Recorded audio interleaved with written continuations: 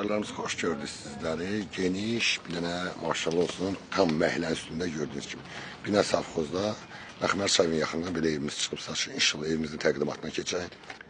Evimizin çöl görünüşlü, həyəti geniş, bulağına kimi var. Evimizdə kondisioner, bitiminudka, yaşayışlı ev olub. Yazı köçlü üçün zaten evimiz yenə dedim yerləşir. Binə Savxozda, Məxmər çayının yaxınlığında. Geniş həyəti, maşallah olsun, tam yaşayışlı mən.